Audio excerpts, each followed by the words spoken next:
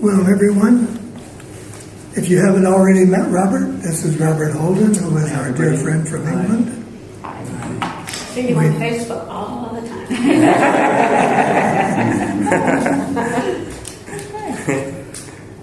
Nice to be here with you all. It's really lovely. I was trying to think how many times I've been here, but it's enough to know that I'm going to have a good time when I'm here and in the company of this group. So, yeah, very nice to be here. Thank you. I'd kind of like to hear what you've been up to. Yeah. Well, actually, I can tell you something really lovely because I told these two guys yesterday. We've just had a Course in Miracles conference in the UK. It was in London just this last weekend. And it was so lovely because I think really every speaker included Tom and Linda in their talk. And there were quite a few new people in the group to the conference. And so they were left rather bewildered by, well, who is this Tom and Linda? I mean, like every speaker is mentioning Tom and Linda. Did they know you were coming to see us? Is that why they were saying that? No, it's just how it is. Tom and Linda came to the UK a number of times to teach, and you just, you're very loved there. And a number of the teachers have just been inspired by you both along the way. But it really was every teacher, everyone who spoke talked about Tom and Linda. And I think it was probably maybe also just partly because once one person did it, we started to all think about lovely times and shared ideas, and it was really lovely. So one of the people is Annie Blompier. Would you guys know Annie at all? Has she been in the group? She has been here. She's been here just once. Yeah, she's coming next week. Next as well. week? Yeah. But that really was a very lovely, properly lovely to witness that and experience that. Maybe she came. So that was the most recent thing. We've had a miracle network for about 20 years now in the UK. This was our 17th conference. So I can remember the very first time when you and I sat with Ian and convinced him, because he wanted to anyway, but convinced him that he was the right person to organize that and get it going. You remember that? I do, Yeah, we did. We managed to convince someone else to do it, didn't we? So we had a little motive, Which is lovely, yeah. I do. I really remember. And I gave my first talk, I think it was one of my first or second talks at the conferences, it was around Easter time, and I gave a talk on how to have a really good resurrection. And Tom was the only one who laughed throughout the whole talk.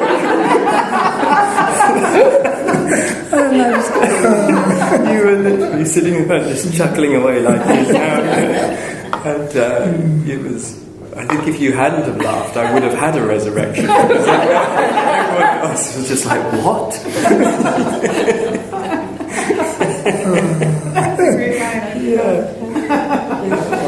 It was great fun. So I remember that as a great one. And Tell us about your affiliation with Hay House. So my publishers here in the US is a group called Hay House. Robert, incidentally, has written, 7 books now? It's a few more than that. I always get a bit embarrassed because it doesn't sound like I've got any friends. But I think it's 10 or 11, something like that. 10 or 11? Yeah. Oh.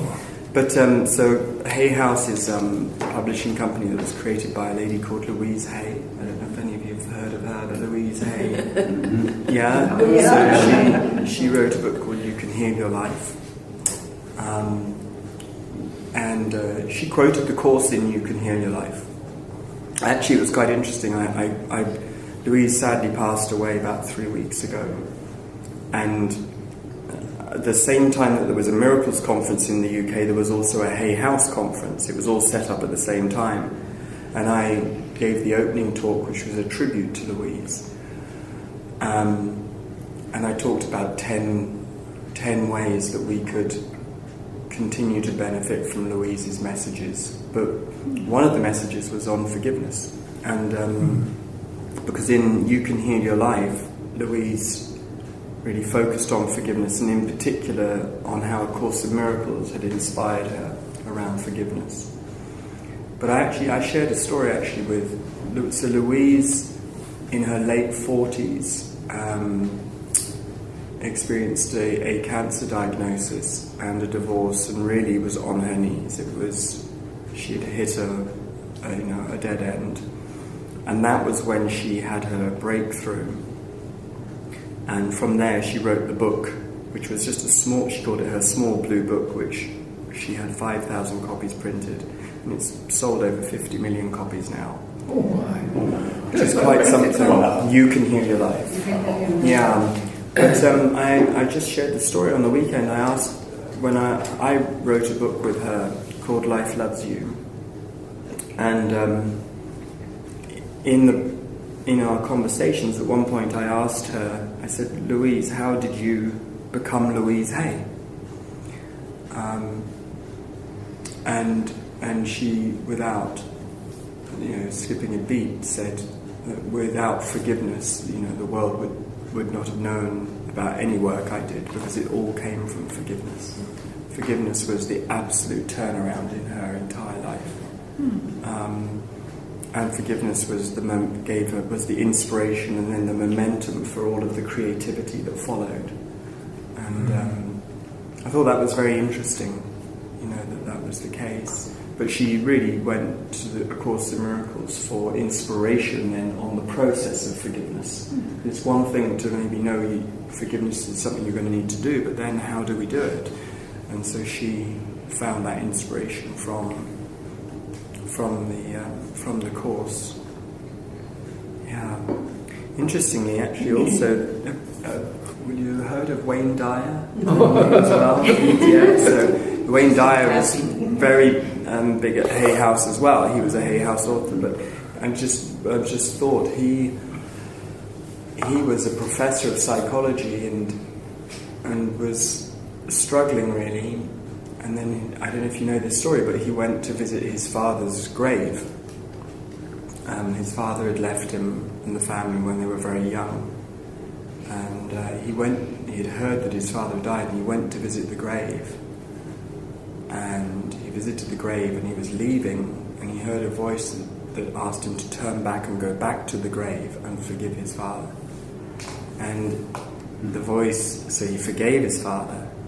He went back to a motel room and started to write a book called Your Erroneous Zones, which that one sold millions and millions of copies too. So both of these people have had this extraordinary experience of forgiving, and then a whole level of inspiration just came through afterwards, which I thought was really interesting. But so that's fascinating. So Hay House has a number of Course in Miracles authors. Alan Cohen. Alan Cohen. Have you got his book, A Course in Miracles Made Easy? Yeah. Have you? Yeah, that's one of Hay House's best-selling books in the last 2 years. And their books really sell well. So this was really great. And then Marianne Williamson, of course, she's published with Hay House, not exclusively, but she every now and then has something published with them. So we're well represented.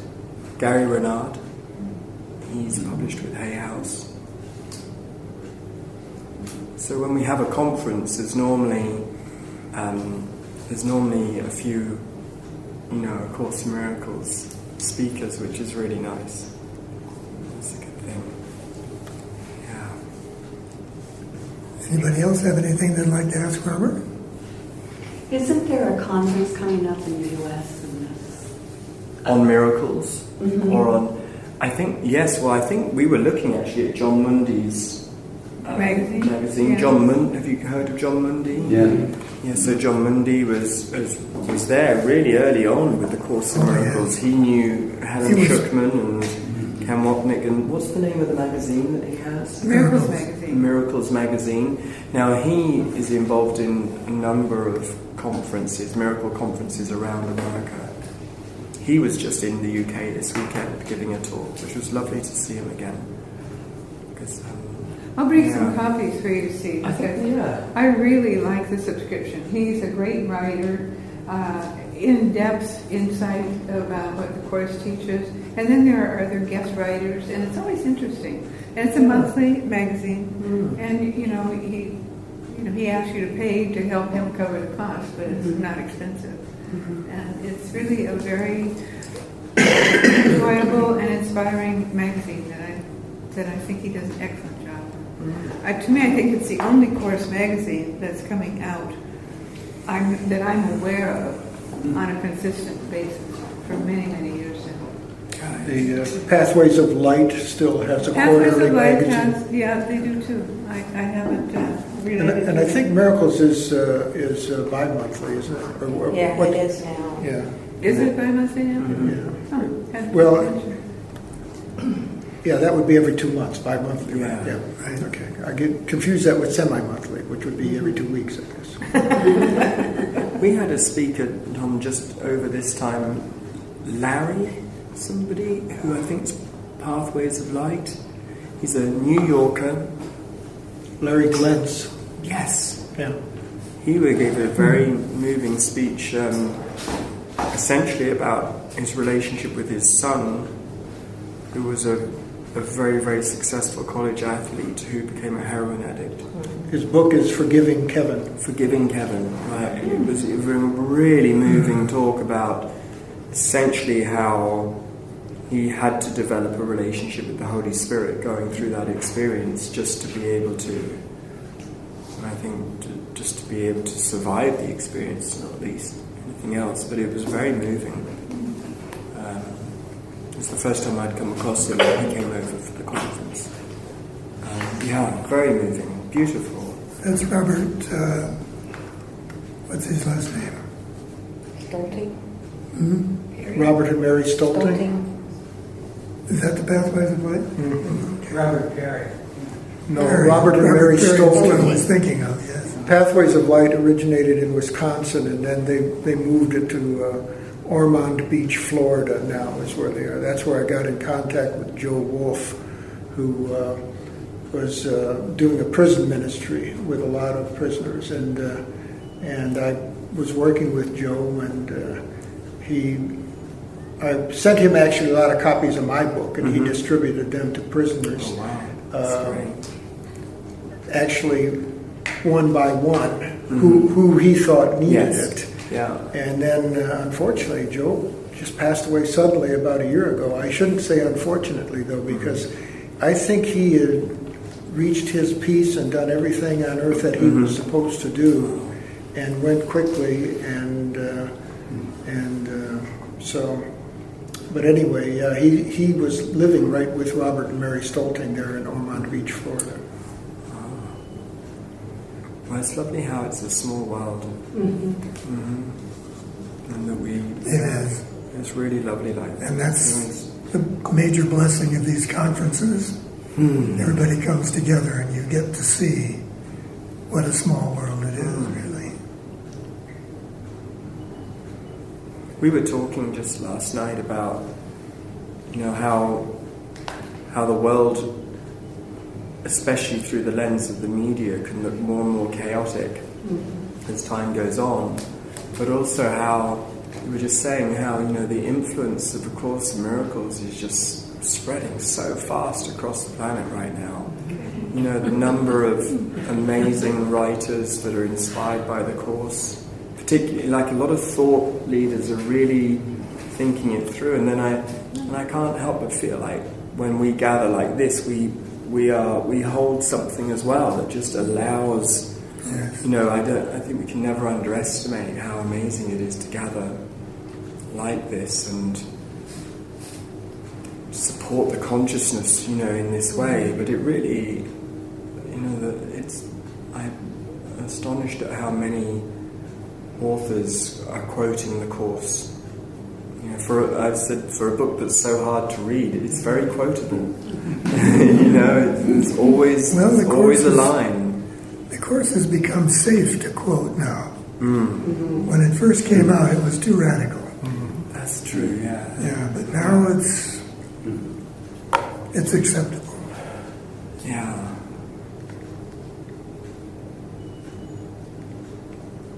Anyone else have anything they'd like to ask Robert? Well, I would just say I'm glad to start hearing again from Holly. She's posting more now. So, Yeah. And Holly is Robert's wife. And she just, her, you can like her on Facebook and then go get what she posts. And she is quite a writer also. She's becoming quite a speaker now. She had presented at the conference. That's what I understand. As well, Yeah, and she hasn't been doing her blog this year so much because at the beginning of the year she decided to create something just called the Presence of Love Study Group. So every day she would share the lesson from A Course in Miracles. So she's done that every day for the whole year, and she just wanted to do that. Nice and quietly, but she thought it would be a good discipline for her if she said she was going to do it in a way, and have people sign up for that. So a lot of her energy's gone into that. But a little bit like her blog, she will often do the posts like on the school run, from the playground, outside the school gate, in the shopping, in the supermarket. I mean, that's her style, is how do we do this in the everyday, rather than from a meditation pillow, And I guess that's why I enjoy it so much, because I think everybody can identify with what she writes. Yeah. And the Presence of Love study group, that's still running and that's free, but it's just you just on Facebook you just say, can I join? And you can definitely join. But she wanted it to be quiet as a group. That said, I mean, her goal initially was just to have maybe 50 people or something, but I think it's closer to 2,000 now. And we haven't told anybody. It's just been very organic. But again, I think that's really lovely, and that's all Holly. Yeah. So yeah, she's just got some energy back now to do some of her blogs. Thank you for saying that. It's lovely. Robert, since we last saw you, which I think was about a year ago, have you had any special, kind of like new insights into the Course or meanings that really meant a great deal to you? Yeah, thank you. That's a lovely question. The last time I was here, really, in fact, I've still got the little pieces of paper, like pink pieces of paper right here. And Linda, you wrote this down for me because Tom told me, Robert, it's time to take A Course in Miracles more personally. It's time to take your relationship with the Christ more personally. This is designed to be a personal relationship. And that was really what I left with. It was, I think I'd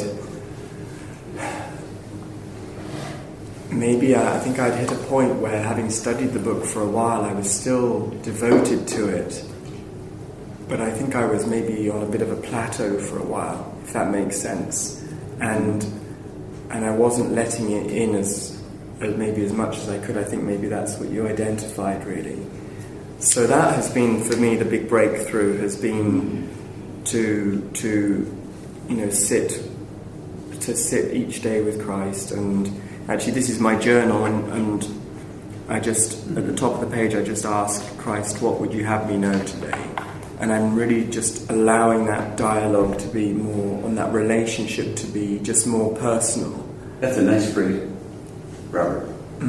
What would you have me What would you have me know today? Yeah. Yeah. I love that. Yeah. Yeah, thank you, yes. Yeah. So I think really that was a very big thing, I think, from the last time we were together. You know how, like in A Course in Miracles, there's this phrase, special guilt?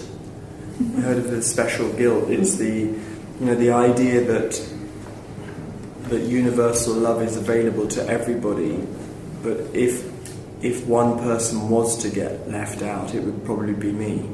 That's special guilt. It's like if there was a glitch in universal love and one person was left outside of it, knowing my luck, it would probably be me. You know what I mean? That's special guilt. And the interesting thing about special guilt, of course, is that everybody feels it, so it's really not that special. I mean, it's just, but everybody's got a special take, I guess, on their own guilt. So I think as well, I've been trying to really look at that again and just say, in a way that when I believe that that's true, that's well, I just notice how that would mean I wouldn't be able to show up quite in the way I'd like to for my friends, for my family, as well as for myself. I think, in other words, I think it's a very generous thing to do, to meet that special guilt with love and say, enough's enough. It's like the love's for everybody. Well, we were talking last night about a piece of guidance you got about if you were to know. Oh, Yeah. yeah.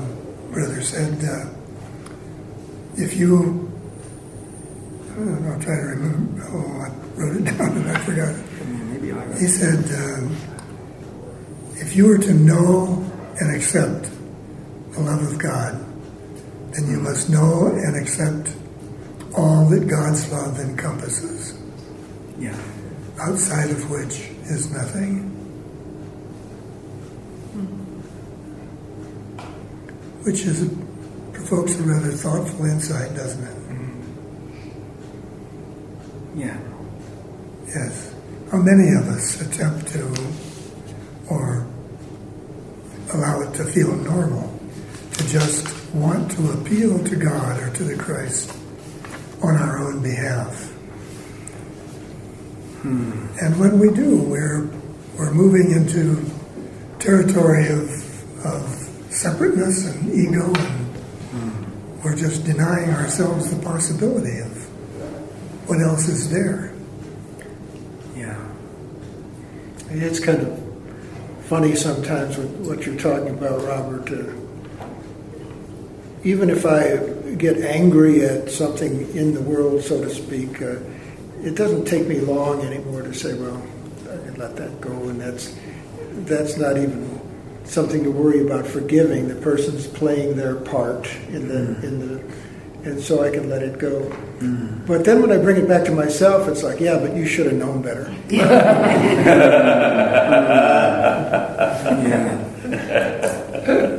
Yeah. Well, you just practice. Can stay at it. It's amazing Just how so many hard. ways we can find to beat ourselves up. It's just incredible. It's like, hey, there's one I didn't even think of. Oh, thank goodness. There's New way to another beat reason myself I can be guilty. Yeah, that's true. We find ways that we didn't even know we should be guilty about. Oh, I should be guilty about that one too. That one never occurred to me. We'll throw that in there. That's why for me, what has been probably the biggest help in the last 6 months to a year is the section in the Course that talks about the altar to the Father and to the Son, and that when you bring everything to the altar and then lay it right down next to truth, only one can exist after that. So when things come to me and I remember to say, okay, that goes right up to the altar, and I'm to the point now of just going for the Hail Mary touchdown and just saying every past, present, and future life of mine, let's place them all up there on the altar. Let's put them all there because and see what comes out as being truth. How did it go? Well, every time I do it, I feel better. Great. Yeah. Beautiful.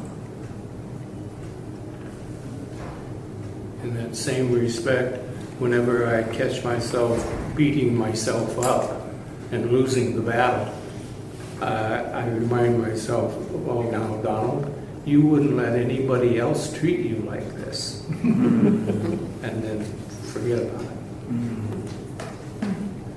And most of the time that works. If we were to ask ourselves, and let's take a moment, if you don't mind, and do this, what is the most important thing that I could derive from my study of A Course in Miracles? What would it be? So maybe it would be forgiveness. Plain and simple forgiveness. I think that if there ever is a moment when I have forgiven everyone for everything, I'll disappear like poof, you know. But what I'm doing now is I'm asking myself when I can't forgive somebody, I'm asking myself, is this more important than the peace of God? And that question has been a beautiful way to transcend judgment. Mm-hmm.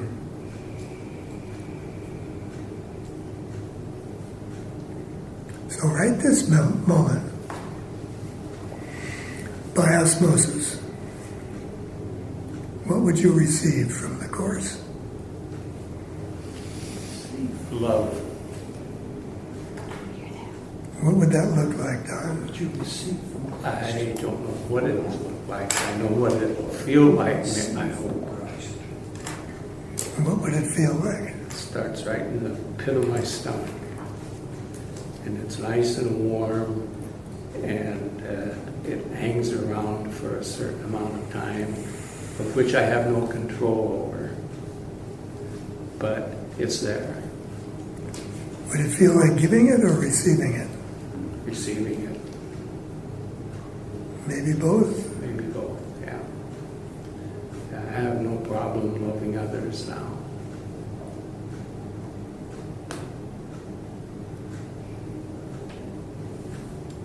And being grateful for it also.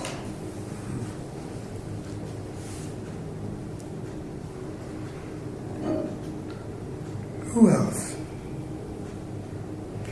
For me, lately, it's been gratitude and compassion, which is love. So I've been concentrating on that.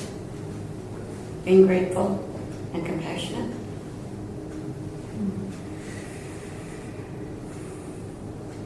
That feels awfully nice, honey. Pardon me? That feels awfully good. It does, yeah. And there's I have so much to be grateful for, but then there's also so much of the world that needs compassion. No. People. How would you define compassion in this regard?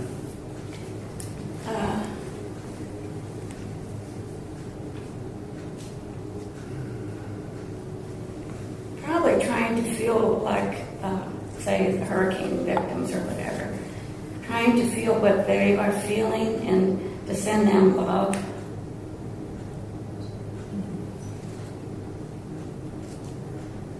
You know, try to understand what they are feeling and to kind of let them know that love is being sent their way. Not just material things, but Do we send the love their way? Or do we hold them in a place where they can recognize what they already have? yeah, I think what you just said was more than sending it to them. Yeah, so many times compassion gets confused with feeling sorry for someone. Mm-hmm. I don't. Yeah, that's the way I. Yeah, we don't want to go there. No. But just to let them know that Compassion compassion, according to the way Brother defines it, compassion is the expression of confidence in someone when they don't have confidence for themselves.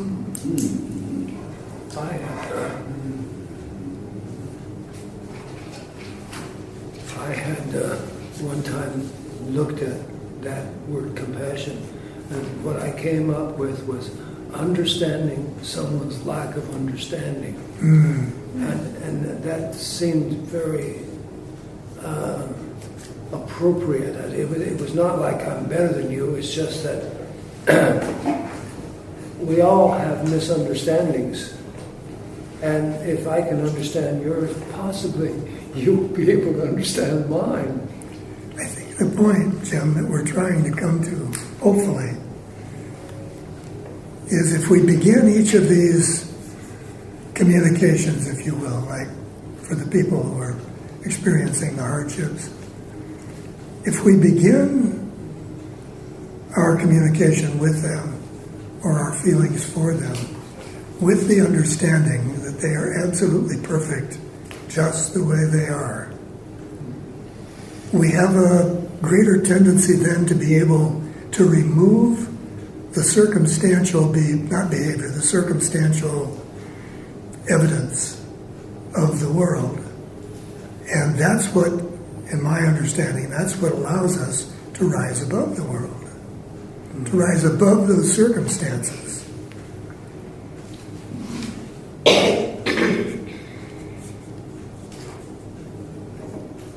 I'm wondering if it wouldn't include if I was able to be so centered within myself in communicating with the Holy Spirit that I could direct that towards the other person and communicate with them at the same level.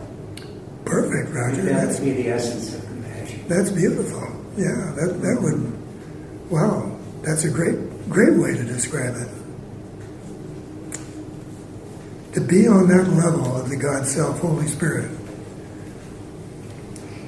That's where all of our communication should begin. Otherwise, what we're communicating is likely going to be something else.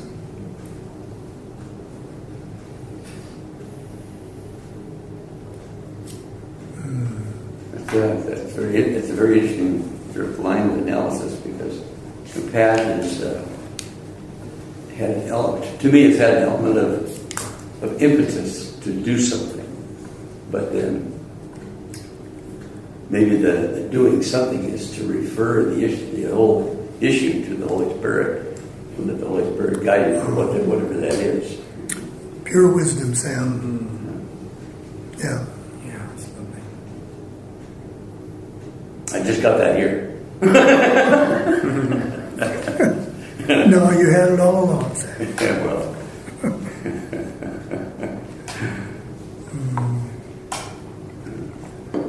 Anyone else? Sally, how about you? I'm not sure what we're asking, because I didn't hear Well, if it. I could get something from the Course, what would it be? Oh, it would have to be forgiveness for me. I would work with that. And how would that forgiveness look? How would it feel? How would you integrate that? It would give me a sense of peace, a sense of safety, a sense of love. But forgiveness is very. I think when I look upon the world, if I don't look with the eyes of forgiveness, that I automatically start judging. If I don't look with the whatever is out there is just the way it should be, is perfect in all, then I start, when I'm off in my own little tantrum or whatever you want to call it. And so the minute I lose that sight of that forgiveness, then the dream becomes real. So for me, it's the forgiveness. what you're saying reminds me of a lesson just recently, I believe. Let us see all things exactly as they are. Yes. One of my favorites, but Yeah. one of the hardest ones I ever did, but definitely.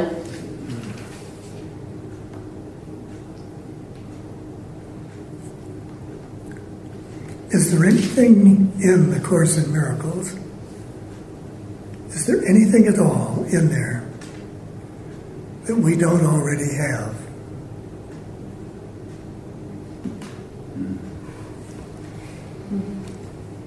So the word freedom really hit me. Robert and I were just having this conversation about 2 hours ago. There is something, though, that I wanted to remind us of.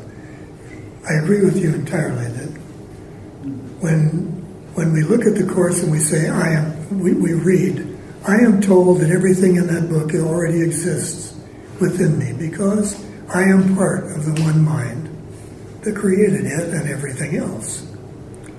But I don't know that, so my feeling is that I am missing something. And so every time I take a question like that to Brother, I say, then what's the answer? How do I overcome that? And in one form or another, his answer back is always the same. He says, give it away. Just keep giving it away, even though you don't think you have it. Keep giving it away, and you'll find it. Give what away? Whatever it is that I'm looking for, that I think is missing. Whatever it seems to be missing in me. Compassion, forgiveness, whatever that I think I have missed. Love. Give it away. Go to the God Self and say, show me how to give this away. So I misunderstood because at the beginning I thought we were looking for what it is that we're missing. But you have to identify what it is you're missing before you can give it away. Otherwise you're giving away questions that you have no answers to. Yes. Yes, what I'm saying is that when I am told that all things exist within me, and I don't feel that way, I feel there are things missing from me, it's probably going to be fairly easy for me to identify those things that I think are missing. And they'll probably be mostly mundane ego things, but nevertheless, that's what I will think is missing. So ask, and what used to happen to me so frequently, I used to do a lot of telephone counseling, and I would get to the point where I was just totally burned out. And I would say, okay, turn off the phones for a while because I'm just not getting it. And the phone calls would increase. So I'd say, well, you didn't hear me. I told you to turn off the phones. No. What you said was you weren't getting it. So what I'm giving you is the opportunity to get it by giving it away.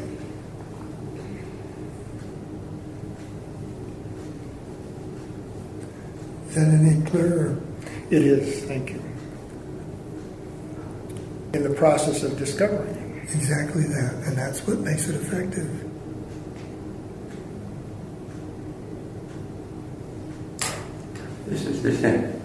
This is tricky because in thinking about where I'm at in the study of the Course is a sense of blockages. Full blockages to a full understanding. It's kind of like I go so far and then I feel I'm stuck and I can't proceed into the depth of the ideas. And I feel blocked, and I'm trying to think, well, now how would I give that away? Well, when you feel blocked, what does that leave you with? What does that... Frustration. We don't want to give that away. Yeah. If there's a sense of lack about anything, wouldn't you be able to identify that?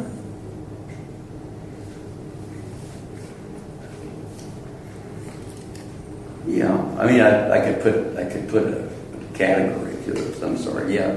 All right. Yeah. So that's what you begin to give away. Go to, not through the ego, but going to the God self and saying, show me, first of all, send me the people who are going to need what seems to be missing from me, and then allow me to give that to them. Oh, okay. I see. Yeah. Yeah, okay. You seek the help of the Holy Spirit to extend beyond your level of frustration or blockage, and still give it to others. Yes. That's sort of an idea. Yes. Yeah. Oh, I see. Okay. Because that keeps your focus right where it needs to be, on what you think is missing. And of course, for all of us, it's all the same. For each of us, whether one would say it's love that's missing and another would say it's my ability to forgive or whatever, it's always going to come down to the same thing. What I think is missing is me. It's taking me out of the equation of being loved by God.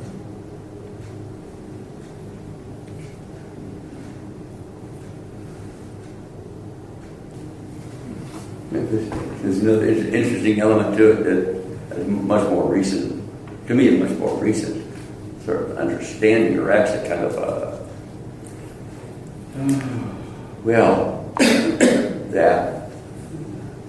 that when I try to give to others in some way, whatever way I think is appropriate, that what comes back is so much larger. To the point of surprise. Say, oh, wow. But I didn't do very much. Comes back like fourfold, that kind of a thing. And it's been more evident to me in recent several years, I guess you could say. And this affects everybody that I have a relationship with. That's kind of the illustration of what I was talking about, Sam. That's giving it away and receiving it in return. Yeah.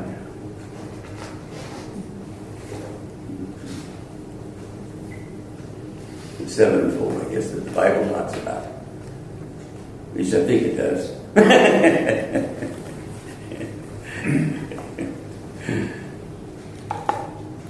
Anyone else? Yeah. One time I asked, what would heaven be like? And I got an answer that said it would be giving up wanting. And that sort of startled me. Heaven would be a place of giving up wanting. But it sounded just right. It sounded like, oh, wow. What keeps us in the world is our wanting. I want to meet that person. I want to lose that person. I want a new car. Whatever we're wanting. And heaven would be in a place where there was no wanting. And so... Nothing missing. That just really hit home. Yeah. That's beautiful, Jim. Yeah, beautiful. So that, to me, brings up the idea that the Course talks about that's very difficult for my ego and probably a lot of other ones, is the changelessness of God. And the changelessness of our self with the capital S. And from an ego standpoint, that almost sounds like death. Like you can't move. Like there's nothing that's to get excited about. there's no, why would you want to exist in that state? But if you can go to a place like you did, of a place of no wanting, and realize that, and I use the word completion. It's not a place where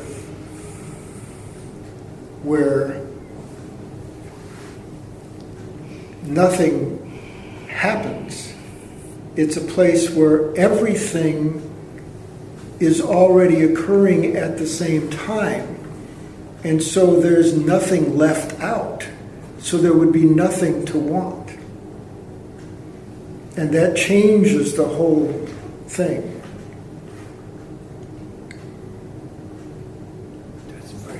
I think as long as you're in a state of limitation, as long as you're in a state of deficiency, what we normally feel, a state of deficiency, and then try to contrast it with the state of allness and the freedom within that condition. Where could there be a greater freedom than within allness? That's kind of how I look at it.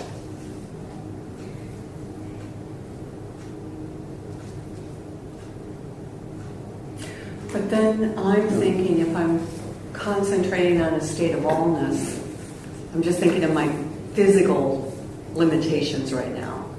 So I don't feel allness physically, but yet emotionally and spiritually, I feel it is perfect.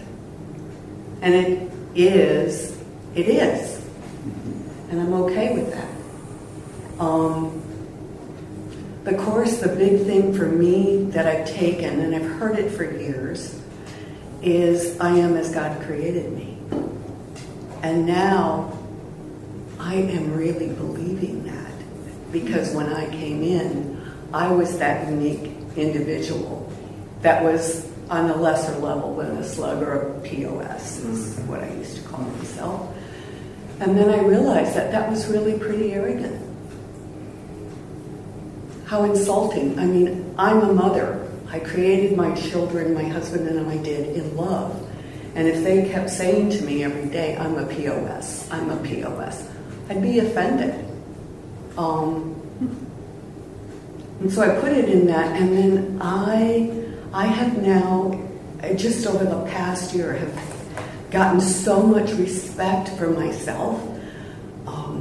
When I shower, I thank my body for all the things that it has gotten me through, in spite of all of my injuries and surgeries and everything like that. And it's a whole different respect and sacredness now. And I know the body isn't real, I understand that, but that's right now I'm in doing that to me on the outside, on the package. I'm seeing the beauty of the gift in a lot more, and a lot more respectfully. And when you're talking about forgiveness, that was so easy for me until it came to me. Lots of tears and gnashing of teeth about forgiving me. But it works. When it's in my own time, in my own way, and that's okay. That's what I am. I think you've done a remarkable job, buddy. Thank you. It feels great.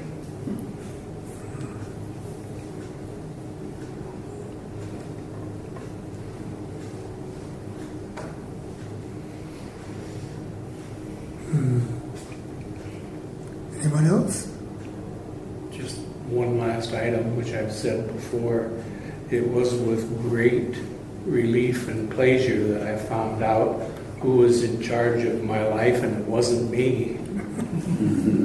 And because I didn't have to go through it all. He knows where I'm at all times, and he knows better than I do what's good for me, because I certainly don't know that. And I can get out there and get lost in the weeds real easy, but I try not to do that, because I just ask for help, say, especially if it's something beyond my capabilities, which is mostly everything. I just ask him, I need a little help here. And it works. Believe me, it works. So I have a companion for life. Well, actually, 3 of them. Maybe even more. Yeah, maybe even more. But I start out with the ones that I've heard the most about, and that's God, Christ, and my Holy Spirit. It works. If they can't handle it, I'm in deep trouble.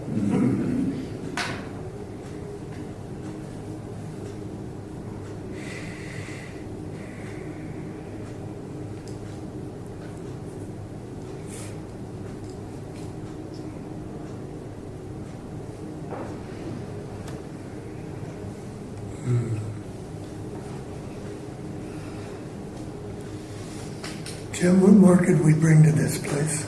I'm sorry? What more could we bring to this place where we are right now? Gratitude, I guess, for being here. I can't think of anything else that's missing in my life other than gratitude. As long as I focus on gratitude, it's all good. And I mean, it's all good. Capital A, capital L, capital L, good. When I live in gratitude. When I don't, when I start blaming, that seems to me to be the opposite of gratitude, blaming. And I don't go there anymore.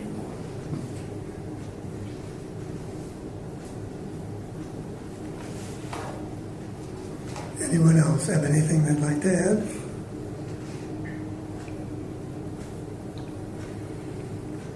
Well, I think just the further that I've gotten into the course, I've stopped and I've started and I've stopped and I've started. But the main thing, I guess, each time I started up again, my relationship with God, all that is, my higher self, all becomes more personal, and I guess you can say my friendship grows with each of what I just mentioned. So it's I guess I become more best friends with God, all that is, Holy Spirit, Christ. So I guess each time I feel safer and closer, and it becomes more personal, and I don't know, it's becoming more a part of me all the time. Moving through the understanding phase to the knowing phase. Well, I don't know if I can give myself enough credit for that, but I just... Could we? Okay.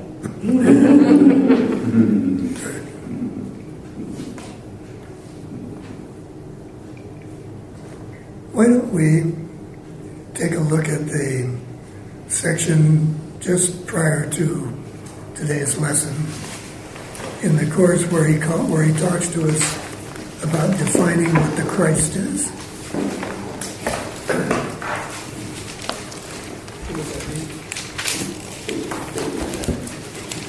Yeah. What is the What's the page? Yeah, 431. 431. Did it work?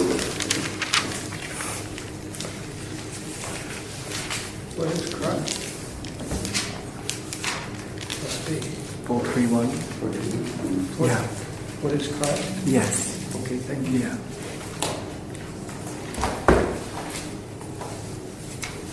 Part 2. Why don't we go around the table the other way tonight? Sally, could you start us off? She hasn't found it yet. It's that way. 4:30. 431, page 431. There we go. Sure, I'll start. Christ is God's Son as He created Him. He is a self we share, uniting us with one another and with God as well. He is a thought which still abides within the mind that is His source. He has not left His holy name, holy home, nor lost the innocence in which He was created. He abides unchanged forever in the mind of God. How many minds are there?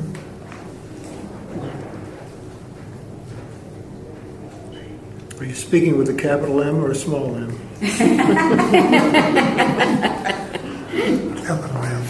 Oh, well, I think just one then.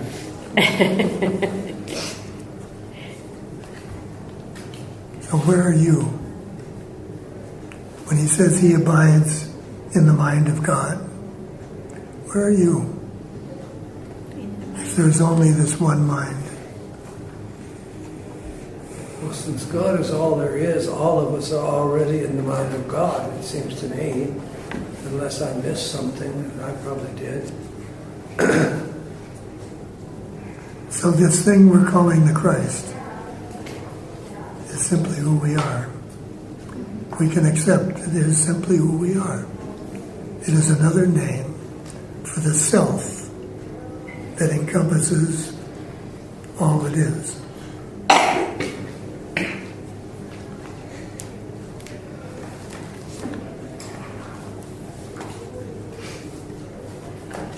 Any other comments?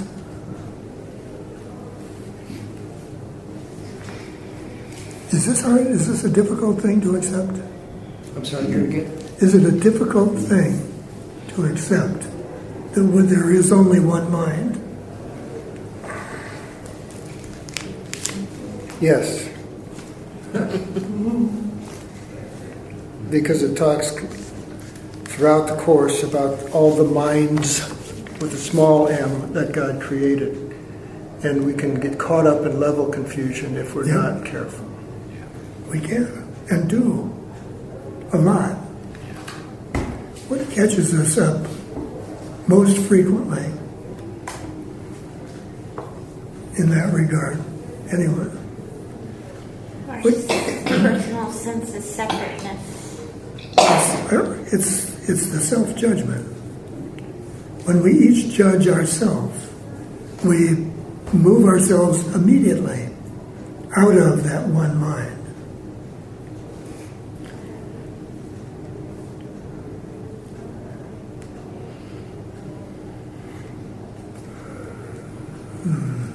Jim, why don't you go ahead with the second paragraph? Christ is the link that keeps you one with God and guarantees that separation is no more than an illusion of despair. For hope forever will abide in Him. Your mind is a part of His, and His of yours. He is the part in which God's answer lies, where all decisions are already made and dreams are over. He remains untouched by anything the body's eyes perceive. For though in Him His Father placed the means for your salvation, yet does He remain the self who, like His Father, knows no sin. What does he mean, do you suppose, when he talks about all decisions are already made? To me, that speaks of the inevitability of heaven. In other words, whether I want to go there or not, whether I even believe there is a heaven, whether I even believe there is a God, it doesn't matter. I'm going to heaven. That's good, Jim. That's exactly what I think he means. That we don't need to try to decide if God is real or heaven is real or if I am sinless. Those decisions have all been made.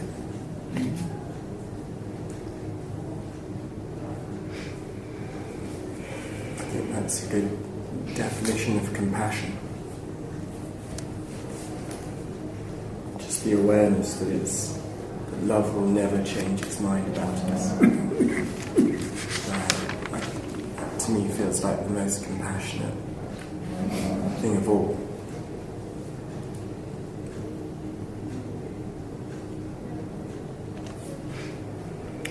To be certain of that and extend that would likely be the most compassionate thing we could do.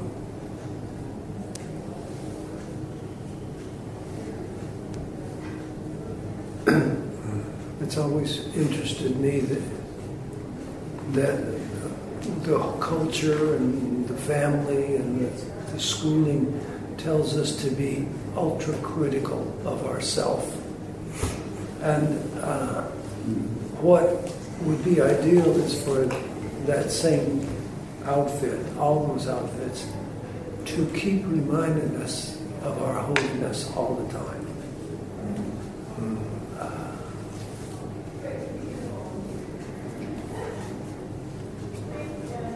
I think you do a very good job of that, Jeff. And I'd like to appoint you the official person to help us all do that. Okay. As long as there's no work required on that.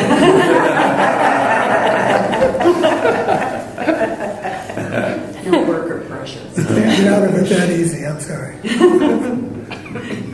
Actually, to me it's interesting. If I enjoy it, it's not work, and I do enjoy it. So work to me is the things I don't enjoy, which I don't do anymore. I'm retired. I just don't do those things. Any other comments? Don?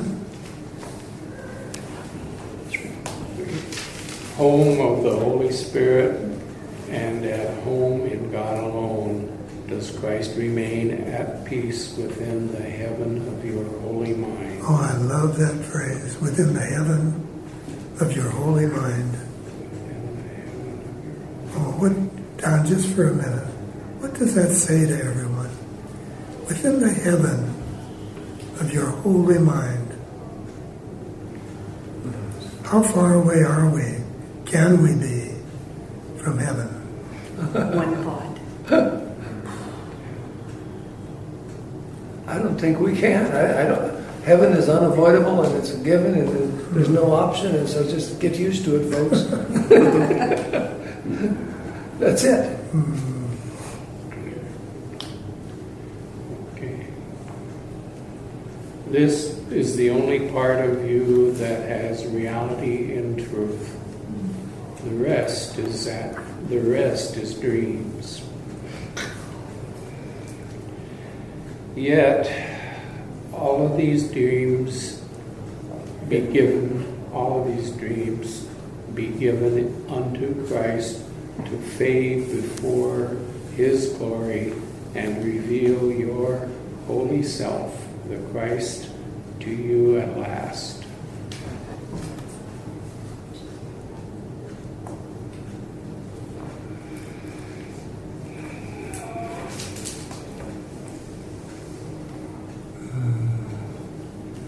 The Holy Spirit reaches from the Christ in you to all your dreams and bids them come to Him to be translated into truth.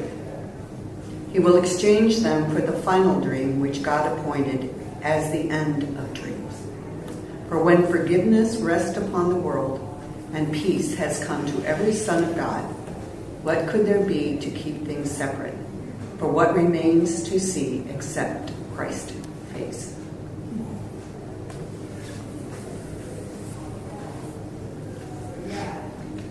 So the final dream would be what?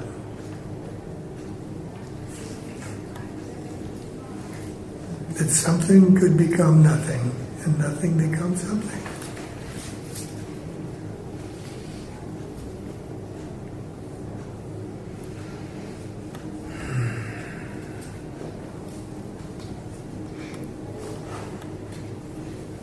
Do you want to go into that a little more? Something could become nothing. It's the creation of the ego, the creation of the world, trying to bring reality to unreality.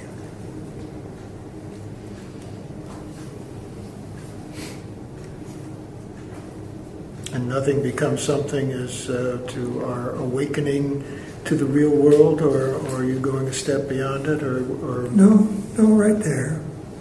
Right there.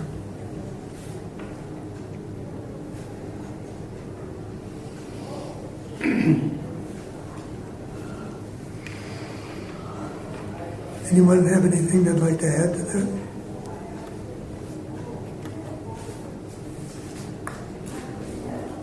Teresa, why don't you finish it up? And how long will this holy face be seen when it is but the symbol that the time for learning now is over, and the goal of the atonement has been reached at last? So therefore, let us seek to find Christ's face and look on nothing else. As we behold his glory, we will know we have no need of learning or perception or of time or anything except the holy self, the Christ whom God created as his Son. The only face there is.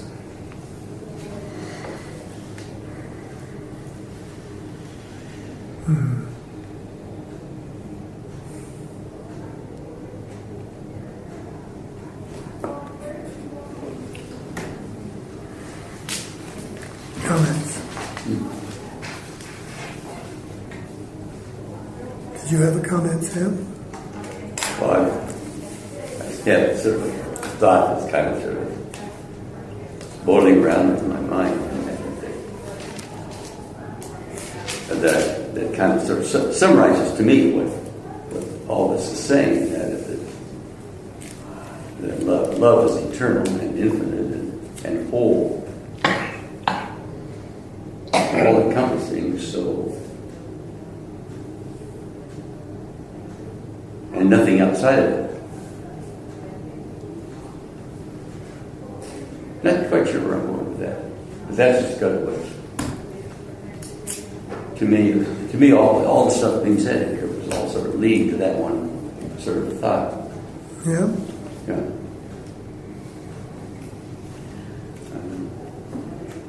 Anyone else? I'm thinking that what the comments you made, making something out of nothing and so forth. I can't put it in words myself, but I think perhaps you could. I think that might be centered around dissociation. Association or Dissociation. Dissociation. Yeah, would be the key. Good.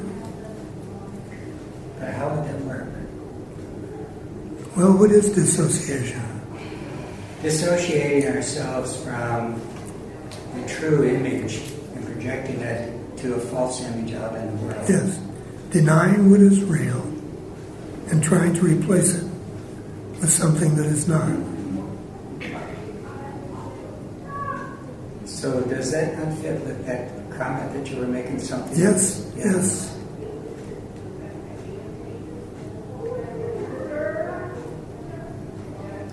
Well, in any dissociation actually is the act of separation.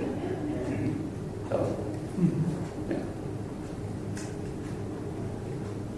Yes, you're right, Sam. That's we could apply it to many different things, but that's what it would always come back to.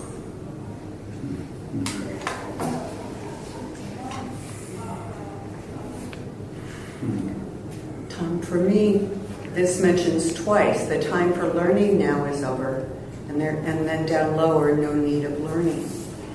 So that to me means I don't have to figure it out anymore. I can get, at any moment, I can choose to just say, I believe, I know, or feel that, and I don't have to be up here trying to figure it out and then say, now I understand, of course. Now you're in the place of the God self. Yes. So my ego wants to learn.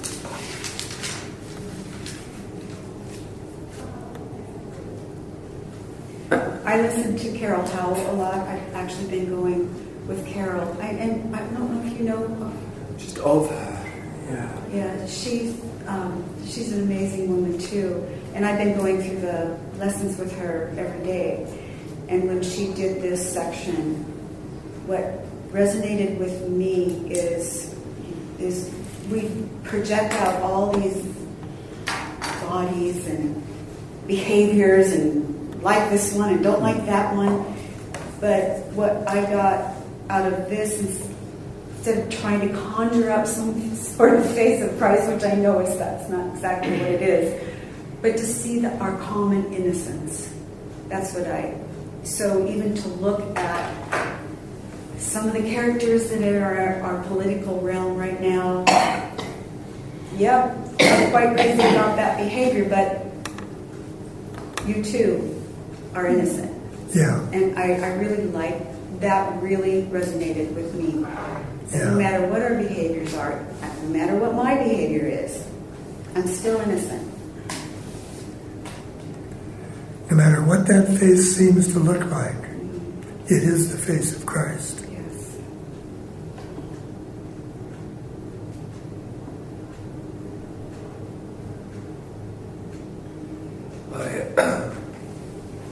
I've written in my room is a crazy thing. It says, which child of God would you not walk into heaven with? And to me that is That's a beautiful statement, Jim. Powerful thing. Beautiful statement. Would I not? Would it be him or her or them? Which child of God Yes. would I not walk into heaven holding hands with? That's a bumper sticker. Along with that, yes. I think the concept of understanding and learning has been brought up a number of times, and I think that there's a level of confusion associated with it. And I think that there is a point for it to be at a higher level, and I think that's brought out in lesson 275. 275? Yeah, I think it'd be worthwhile to look at that, because here they are speaking about learning and understanding at a higher level, I do believe. Interpret it correctly.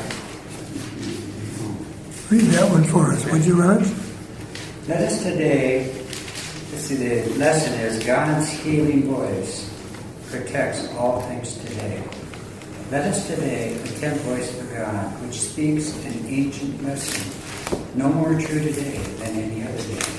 Yet has this day been chosen as the time when we will seek and hear and learn and understand. Join me in hearing, where the voice for God tells us of things we cannot understand alone, nor hear nor learn apart. It is in this that all things are protected, and in this the healing of the voice for God is found. Go ahead with the second part there too, would you, Raj? Your healing voice protects all things today, and so I leave all things to you. I need be anxious over nothing, for your voice will tell me what to do, where to go, to whom to speak, and what to say to him, what thoughts to think, what words to give the world. The safety that I bring is given me. Father, your voice protects all things through me.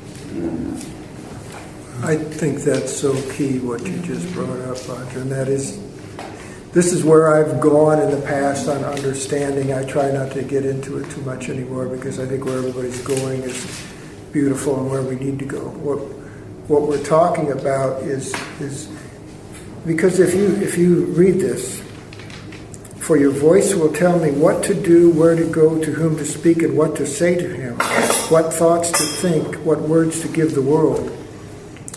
What good is it if that voice tells us to do that and we do it and we don't have a frickin' clue about what it means? At this point, we need the understanding to really grasp what happened. The understanding will be given us when we go past the desires of the ego for the separation and we're actually trying to join. When we're calling on that voice, when we're calling on the Holy Spirit, we still need to learn and understand, but it's not the seek and do not find of the ego anymore. It's a new understanding. It's a given understanding. It is the prize at the end of it that you get. But you have to be, in my mind, what they call miracle readiness. You have to be open enough to say, I do not know what this means. And then when we're guided what to say, what to do, who to talk to, everything else, we get the meaning of it. It comes through. There's one paragraph here, if you don't mind, that I'd like to read, and it's on page 122. And I'll just read part of it. And it says, as you can hear two voices, so can you see in two ways. One way shows you an image or an idol that you may worship out of fear but will never love. The other shows you only truth which you will love because you will understand it. And understand is in capital letters in the original version. Understanding is appreciation, and that's also in capital letters. Because what you understand, you can identify with, and that's in capital letters. And by making it part of you, you have accepted it with love. That is how God created you, in understanding, in appreciation, and in love. The ego is totally unable to understand this because it does not understand what it makes, nor does not appreciate it and does not love it.